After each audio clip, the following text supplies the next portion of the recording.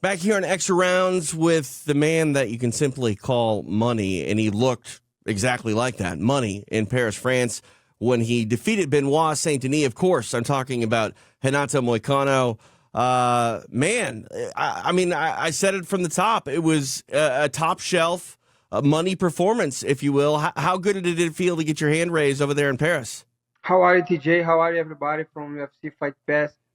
Felt great. First time in Europe, first time in Paris, and I was happy because everybody knows that the crowd is very loud over there in Paris. They were supporting the French fighters, but in the end of the night, I was the better man. So I am very happy still. You mentioned the crowd and the energy there. I mean, they were definitely supporting their guy. You're one of the more beloved fighters, I think, right now I don't in the know about that. UFC. That's You don't maybe think too much. so? No, I think you are. I mean, at least you're one of my favorite fighters, Renato. nice. But Thank you so much, TJ. what I will say, like, did you feel that? Did you feel like their hatred of you come through, or do you think it was was it a respectful sort of jab booing you? No, you know what I think? I think MMA is still very early. Is still on his early days in France, very young. So I think the hardcore fans they knew who I was, but I think the arena, most of the fans they don't even know. You know, they were Hmm. just cheering for the French guy. I could be wrong, but I think MMA in France is still very new, so they are not very hardcore fans. And I think the way they cheer is just like soccer, right? Like they are a good audience, they are a good crowd, and they like sports. So it was like to be in an arena for soccer or the sport. So I don't think the hate was against Manny Moicano. I think it's just the way they support their fighters. Sure, I get that. You know, you say maybe you're lesser known there to the casual fan. I think you're right. I think any hardcore fan knows who you are and respects your fighting ability. Definitely love your mic skills and what you've done, recently. But I'm curious. Do you feel like maybe the casual fan isn't giving you enough respect because you're not in that top 10?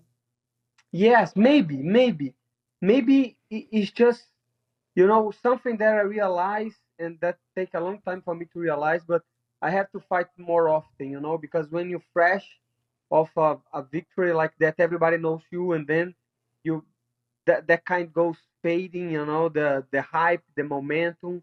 So to to to the to the casual fans to know me, I have to fight more often. So I think that's the key. Like keep fighting, keep ready, keep showing your skills, and then eventually everybody will know who you are.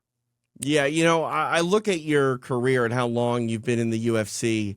It's really crazy. Like I think even a lot of hardcore fans would be surprised to realize how long you've been fighting in the octagon. And I was looking at your career and what you've done recently on the mic, Hanato, and it's interesting. I drew the comparison to Chael Sonnen a little bit because Chael was a guy who was grinding for a very long time, and it wasn't until his rivalry with Anderson Silva that it really, catapulted him into the mainstream spotlight where everyone was forced to take notice. The way you're cutting promos in these post-fight interviews and handling your business there, I feel it's somewhat similar to the way Chael did it. Do you see what I mean with the comparison to you and Chael?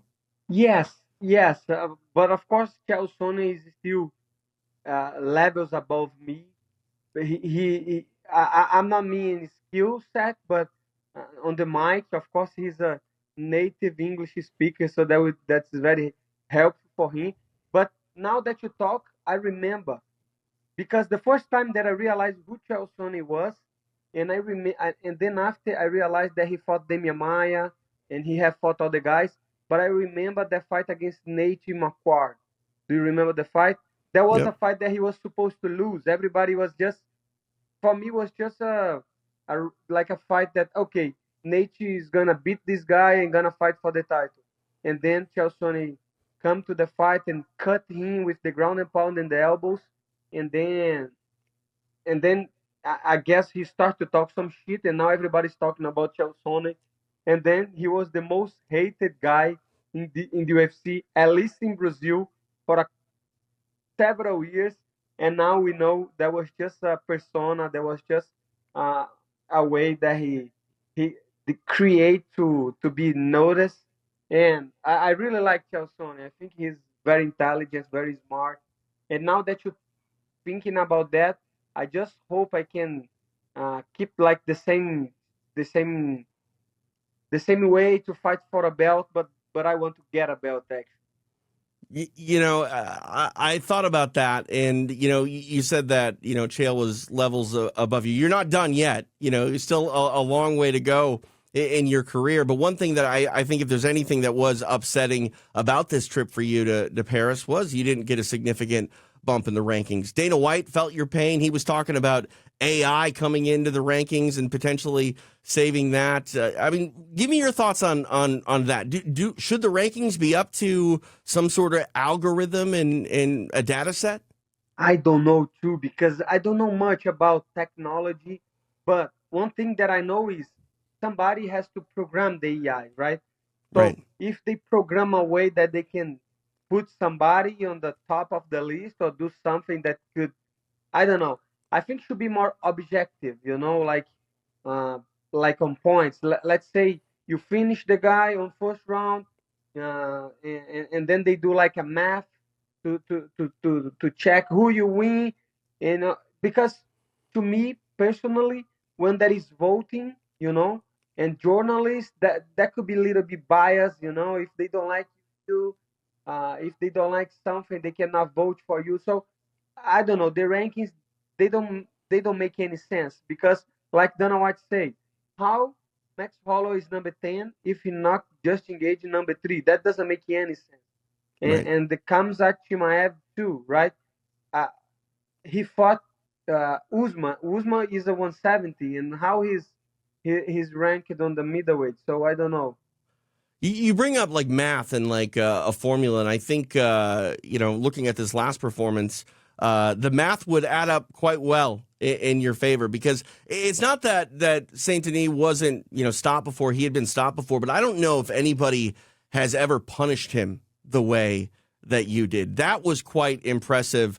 What was it like in the moment when you were, that first round was, just one-way traffic? Were you surprised at all with how much of your game you got going so quickly? I was not surprised because if you look on my social media, I posted a video that I'm catching kicks, on the training, on the sparring. That was not a drill. That was sparring, and I was ready. I was drilling, catching kicks. I was doing on the spar, and everybody, if you know BSD, you know he likes to kick with no preparation. He doesn't set up the kicks. He just throw hard. And most of the guys, they want to be like tough. I remember when he fought Gabriel Bonfim.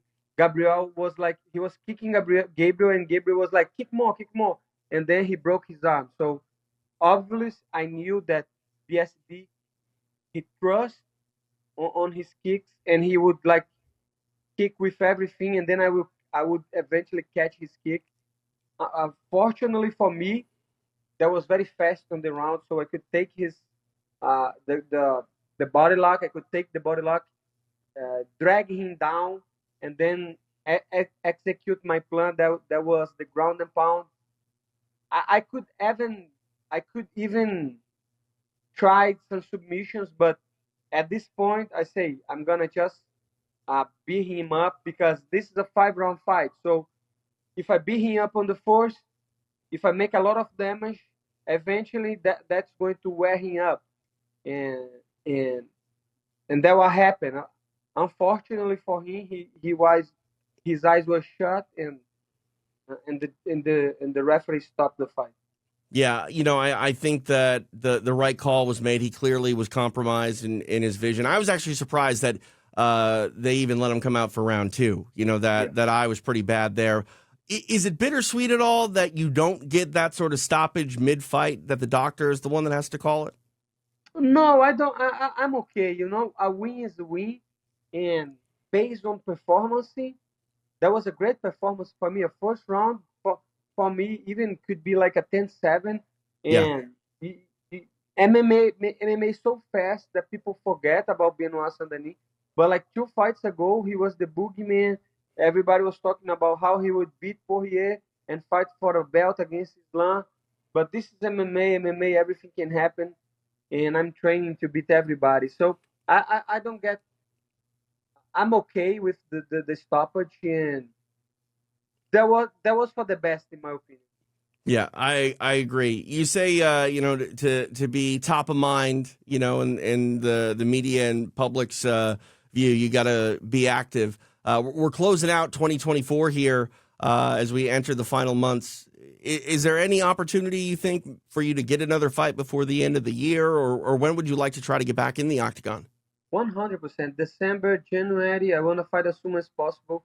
I didn't take too much damage beside my shoulder that was injured before, but I don't have time to stop. You know, I'm 35.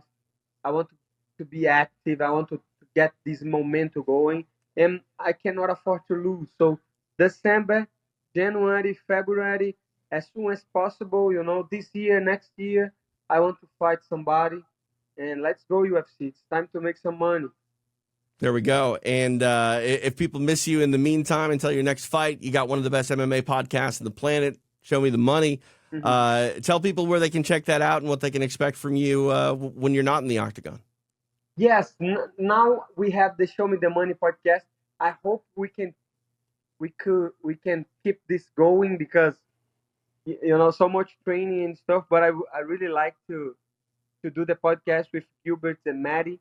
And we have my YouTube channel, Money Moicano, too. So please, if you like my style, if you like my fighting, go to my social media, Money Moicano UFC, Renato Moicano UFC, all over the place. And thank you so much. Money inside and outside of the octagon. Renato Moicano, definitely must see TV anytime he competes. And as the man said, check out the podcast. Renato, appreciate the time.